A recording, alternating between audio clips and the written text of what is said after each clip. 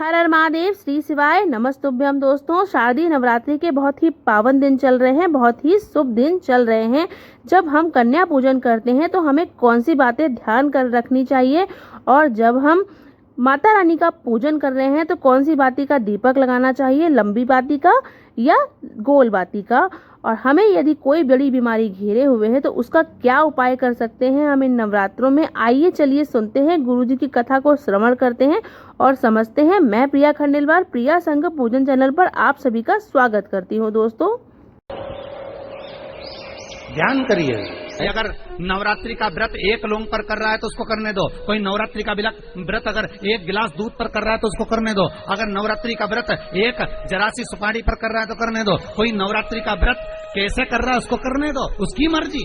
तुम्हारे घर में जैसा व्रत होता है, तुम्हारे घर में जैसा नियम होता है। और कितनी महत्वता कलश की महाराज। जिनके घर में ज्यादा रोग हो, बीमारी हो, ज्यादा तकलीफें आ रही हो, कष्ट बढ़ रहा हो, बीमारियां बढ़ रही हो, या भय लग रहा हो, डर लग रहा हो, हृदय चित्त में कहीं ना कहीं आपको भय का भान हो रहा हो, तो एक लोटा पानी एक कलश में जल भर कर रख लीजिए और रात भर उसको रख रहने दो। नवरात्र चल रहा है, उस कलश को रात भर रखकर सुबह सुबह उस कलश में एक बेलपत्र डालकर उस जल को नीम के पेड़ के नीचे, जहाँ नवरात्रि में नीम के पेड़ के नीचे सारी विद्याएं, आदि शक्तियां, सारी देवी उस नीम के पेड़ के नीचे विराजमान रहती हैं। उस कलश में एक बेलपत्र डालकर रात भर रखकर उस जल को पूरे घर में घुमाकर उस नीम के पेड़ के नीचे समर्पित कर दीजिए महाराज। घर में भय लगना बंद हो जाएगा, कोई बड़ी बीमारी आपको घेरेगी नहीं, और उस बीमारी से, उस रोग से आप मुक्त रहेंगे। उस बीमारी से, उस रोग से आप मुक्त पाएंगे।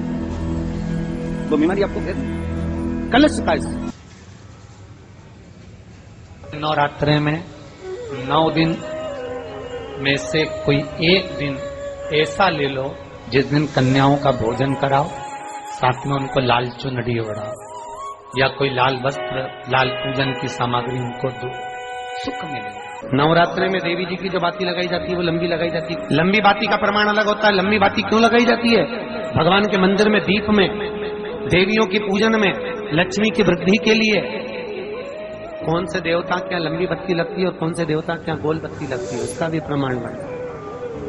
किसी देवी की पूजन करो तो लंबी बत्ती आती है, कुल देवता की पूजन करो तो लंबी बत्ती आती है, किसी मंदिर में किसी देवता को लगाने जाओ तो गोल बत्ती लगती है, उसका भी प्रमाण है। लंबी बत्ती जहां लगाई है, अगर लक्ष्मी के सामने लगाई है तो लक्ष्मी की लंबाई बढ़ती है, लक्ष्मी की वृद्धि बढ़ती है। अगर कुल देवता के नाम की लगाई है तो वंश की वृद्धि होती है। इसलिए हमारे यहाँ अमावस्या पूनम को जो पाटे माटे बढ़ाते हैं उसमें गोल बत्ती नहीं लंबी लगाई जाती है, जिससे हमारा वंश बढ़े। नवरात्रि में देवी जी की जो बाती लगाई जाती है वो लंबी लगाई जाती है, गोल नहीं। क्यों? क्योंकि जिससे माँ हम पर कृपा बना कर रखी है, हमारा वंश खूब बढ़े, हमारे यहाँ लक्ष्मी की वृद्धि। स्थिर बाती, गोल बाती लगाई जाती है ब्रह्मा के मंदिर में, इंद्र के मंदिर में, देवता के मंदिर में। तुलसी के सम्मुख में लंबी बाती नहीं लगती, तुलसी के सम्मुख में गोल बाती लगाई जाती है, जिससे स्थिरता का भाव केंद्रित। पीपल के वृक्ष के नीचे कभी लंबी बाती नहीं लगती, बड़ के पेड़ के नीचे कभी लंबी बाती नहीं लगती, आंवले के पेड़ के नीचे कभी गोल बाती नहीं लगती। हमने कथा में सुना दोस्तों कि हमें लंबी बाती का ही प्रयोग करना चाहिए। जब हम माता रानी का पूजन कर रहे हैं तो हमें लंबी बाती ही यूज में लानी चाहिए, क्योंकि लंबी बाती जो है हमारे कुल का प्रतीक है, कुल का प्रतीक मानी जाती है, हमारे कुल को बढ़ाती है। तो जब भी हम माता रानी का पूजन करें तो लंबी बाती का ही प्रयोग करें। दोस्तों, कथा में गुरुजी ने एक उपाय के बारे में बताया है।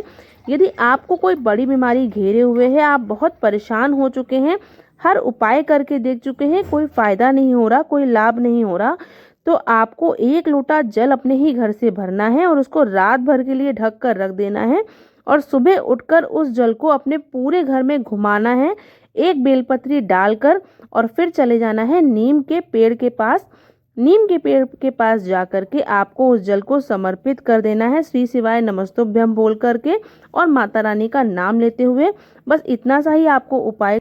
दोस्तों, यदि आपको ये जानकारी अच्छी लगी हो तो वीडियो को एक लाइक ज़रूर कर दें। चैनल पर नए हैं तो चैनल को सब्सक्राइब कर लें, और कमेंट बॉक्स पर हर हर महादेव ज़रूर लिखें। दोस्तों, श्री शिवाय नमस्तुभ्यम।